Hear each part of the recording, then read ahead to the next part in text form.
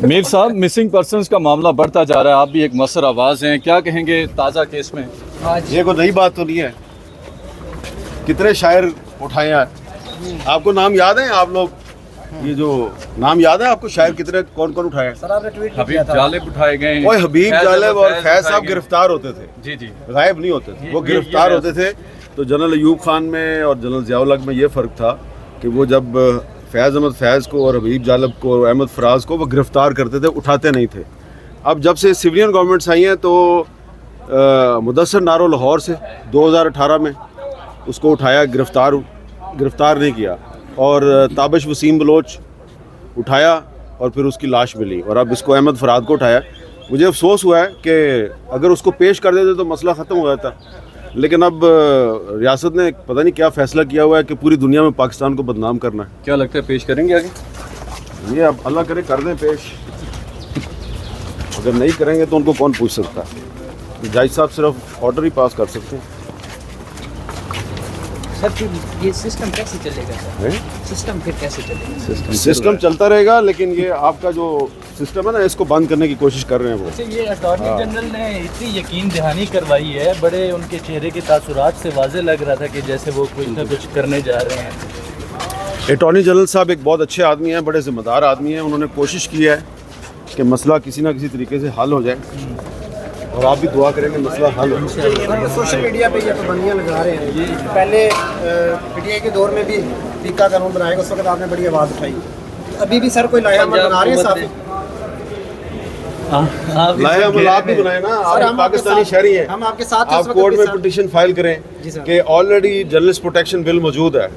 पिछले साल भी कौमी असम्बली ने कानून मंजूर किए हैं, तो उसके बाद अगर एक नया कानून आ रहा है तो ये पहले बहुत से कानून मौजूद हैं, आप नया कानून ला रहे हैं। वैसे मुझे ये जो नया कानून है, मुझे इससे कोई प्रॉब्लम नहीं है। उसकी वजह ये है कि मैं तो चाहता हूँ कि पहले भी एक कानून बना के खुद फंस गए थे, तो इस कानून में भी ये खुद ही फंसेंगे। अहमद फराद केस जब होता है, हालांकि उन्होंने पीटीआई के लिए बड़ी आवाज़ उठाई, कोई पीटीआई का जो रहनुमा वो नजर। अच्छा, ये ना एक बड़ी भौंडी और घटिया हरकत है पाकिस्तान तहरीक इंसाफ के लोगों की। जब तक इमरान खान साहब बाहर थे वो आवाज़ तो उठाते थे, कम से कम अरशद शरीफ का नाम लेते थे, कोई और सहाफ़ी के साथ ज़्यादती होती थी नाम लेते थे, बात करते थे।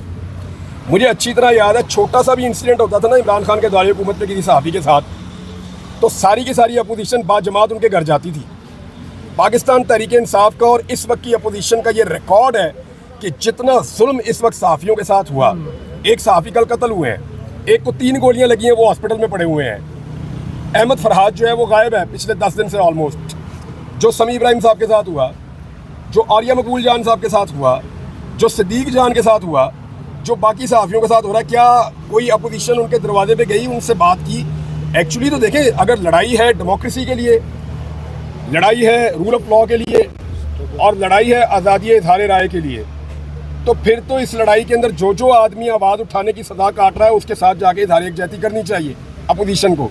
लेकिन अगर उनकी लड़ाई या पाकिस्तान तहरीक इंसाफ के पीछे बचे हुए लोगों की लड़ाई इक़्तिदार के लिए है, तो फिर वो बिल्कुल ठीक कर रहे हैं। इमरान भाई, ये बताइएगा कि वापस आपको टीवी स्क्रीन पर कब तक देख रहे हैं हम? यार दुआ करो कि नौकरी मिल जाए भाई। अभी तो जो टीवी चैनल वाले हैं वो फ़ोन करके कहते हैं सर उत्तो NOC आएगा तो फिर तानू उसी प्रोग्राम से बुलावांगे, और हमारी बड़ी ख्वाहिश है कि हम आपको बुलाएं। ये तो मुझे सब कह रहे हैं कि आप वादा करें कि हमारे चैनल को ज्वाइन करेंगे, लेकिन ये कोई नहीं बता रहा कि कब ज्वाइन करेंगे।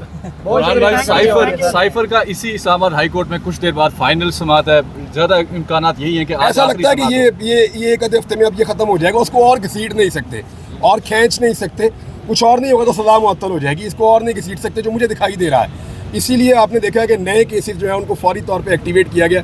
अब कोई और तोशा खाना के अंदर से वो तो रेग माल है, रगड़ी जाओ जितना मर्जी। मैं शर्मिंदा गया एक साथी कहता ਸੀ वापस नहीं आएगा, मैं क्या वापस आ गया तेरे बिच वड़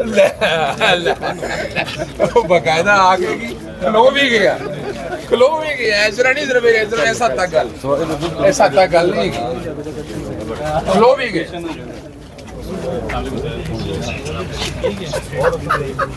बाकी उधरों मीर साहब, मीर साहब, मीर साहब, ये अचानक इतने सारे कॉलेजेस यूनिवर्सिटीज वहाँ बने क्यों हैं?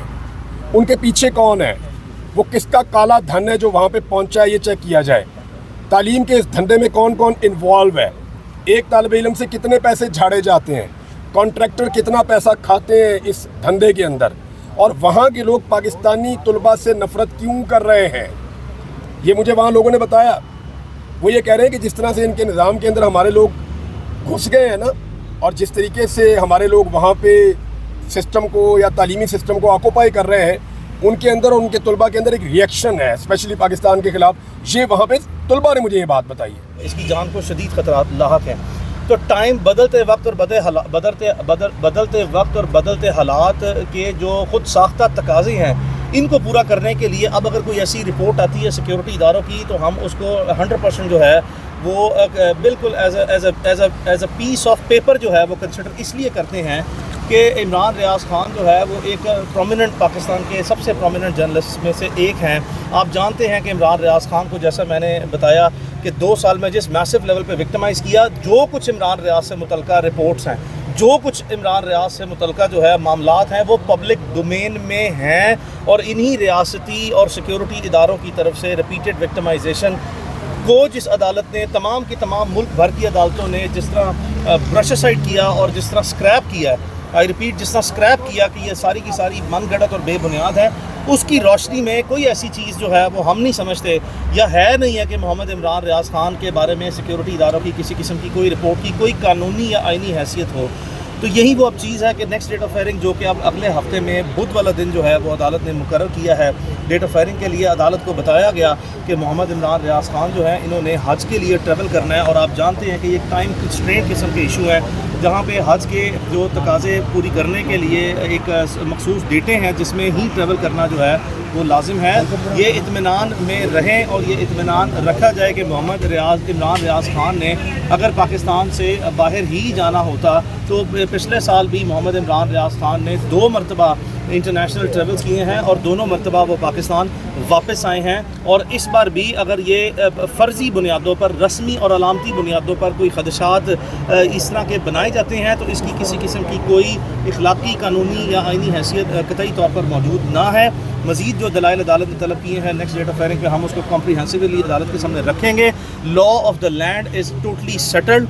कोई एक भी ऐसा केस नहीं है माजी में जहाँ पे मोहम्मद इमरान रियाज खान की प्रोफाइल जैसे लोग हों, इस पेशे से मुंसलिक हों, इतनी लार्ज पाकिस्तान की ऑडियंस इनके पास हो और इस तरह का कैटेगोरिकली क्लियर किस्म का माजी हो। बिल्कुल किसी किस्म की कोई ऐसी चीज़ नहीं है जो इमरान रियाज खान के पार्ट पे कोई क्रिमिनल ऑफेंस जो हैं जिसमें अदालत ने कभी होल्ड किया हो कि इमरान रियाज खान ने किसी किस्म का कोई जुर्म किया है, आइन तोड़ने की कोशिश की है या कानून तोड़ा है। Thank you. Thank you.